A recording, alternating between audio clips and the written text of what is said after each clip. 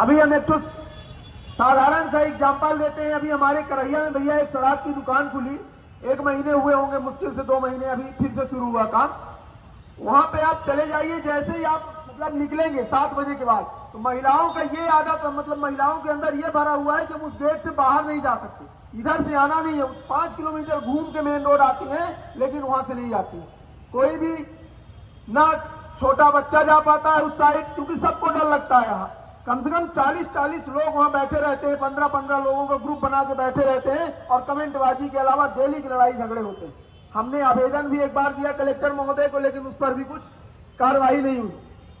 तो जिस प्रकार से भारतीय जनता पार्टी के शासन में, चाहे छात्र हो, चाहे युवा हो, चाहे किसान हो, चाहे जो भी हो, हर व्यक्ति परेशान है, सभी वर्ग के व्यक्ति परेशान है। महंगाई लगातार बढ़ती जा रही है, बेरोजगारी लगातार बढ़ती जा रही है, छात्र सबसे ज्यादा परेशान है, महिलाओं के साथ अत्याचार प्रतिदिन हो रहे हैं। लगातार आप देख लीजिए, मध्य प्रदेश में अभी आज भी आया है एक न्यूज में कि आज फिर एक जगह रेप हो गया है।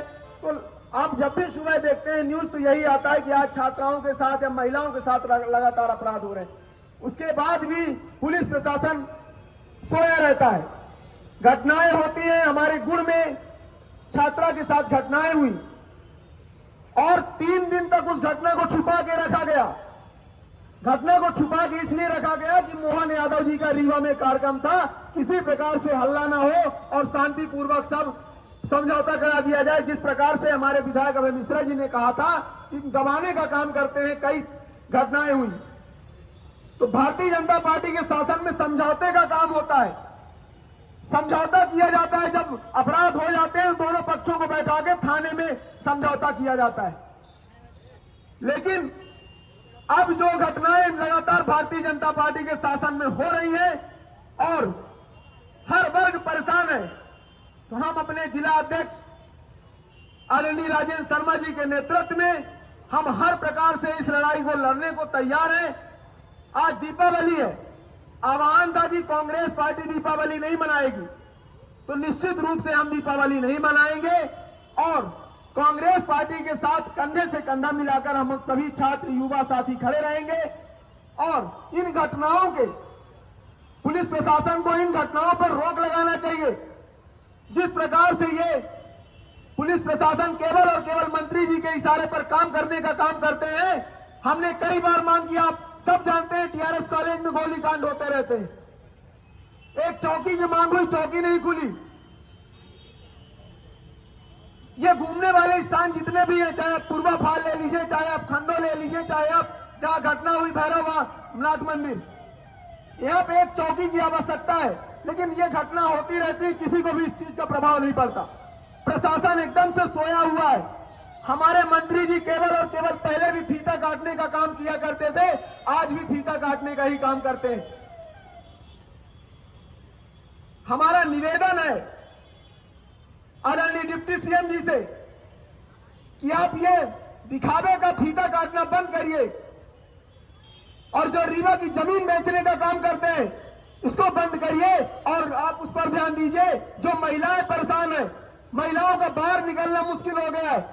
आज अगर हम घर में ये कहते हैं कि मम्मी या बहन कहीं घूमने चलना है, तो आज भी वो कहते हैं कि घूमने लायक नहीं बचा है शहर में कहीं भी। ये स्थिति हो गई है कि अगर हम कहीं चाहें कि हम अपने परिवार को लेकर चले जाएं, तो हम कहीं नहीं जा सकते।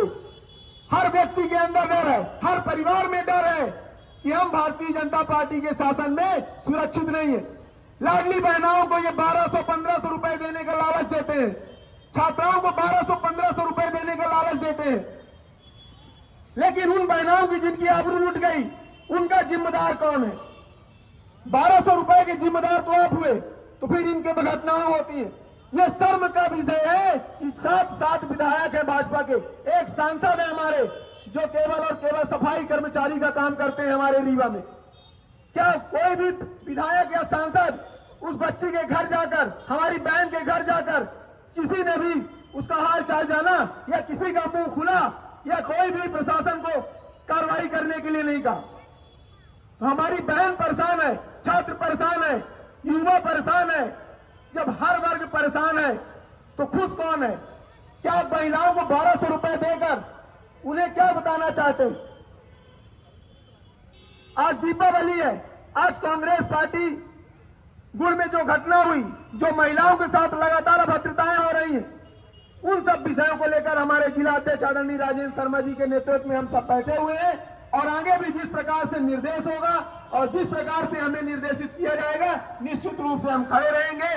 और भारतीय जनता पार्टी के प्रतिनिधियों को बताना चाहते हैं, अभी नहीं जागोगे, इतनी बड़ी घटना के बाद नहीं जागोगे तो आपके अंदर शर्म नहीं है।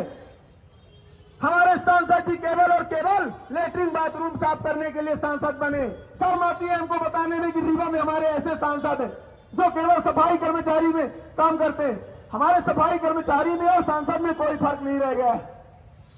डिप्टी सीएम जी मात्र केवल प्रोटोकॉल लिए पूरे शहर में 5 गाड़ियों का केवल और केवल काफिला मेंटेन करने का काम करते हैं और दिखावे का काम करते हैं। बहन बेटियों की आबरू लूट गई, युवा बेरोजगार भटक रहा है, छात्र दर दर भटक रहा है। पेपर होता है 2022 में और 2025 लगने वाला है, अभी तक रिजल्ट घोषित नहीं हुआ।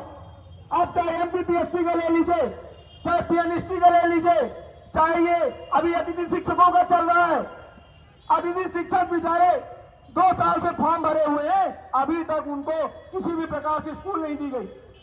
किसी को स्कूल दी गई, ऑनलाइन नाम आ गया और जब वो जाते हैं कि हमारा नाम आ गया है, हमको ज्वाइनिंग दीजिए, तो प्रिंसिपल का कहना होता है कि हमारे यहाँ तो नौकरी ही नहीं थी, आपका नाम कहां से आ गया।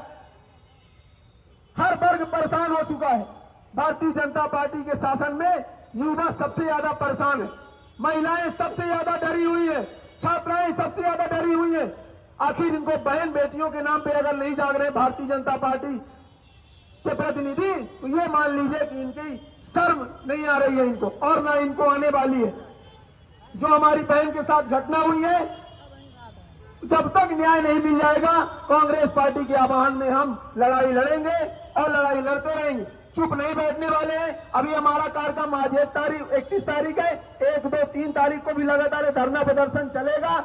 हम उसमें भी अपने एनएसयूआई पदाधिकारियों के साथ आएंगे। आज निश्चित रूप से थोड़ा दिवाली है तो कुछ लोग दिवाली मनाने गए, लेकिन हम उनसे भी आह्वान करते हैं, अपने साथियों से भी आह्वान करते हैं कि अगर किसी के बहन के घर में दिवाली नहीं मन रही है तो हमें भी दिवाली नहीं मनानी चाहिए और कांग्रेस पार्टी द्वारा जो भी निर्देशित किया जाएगा उस बहन को न्याय दिलाने के लिए हम निश्चित रूप से लड़ाई लड़ेंगे। धन्यवाद।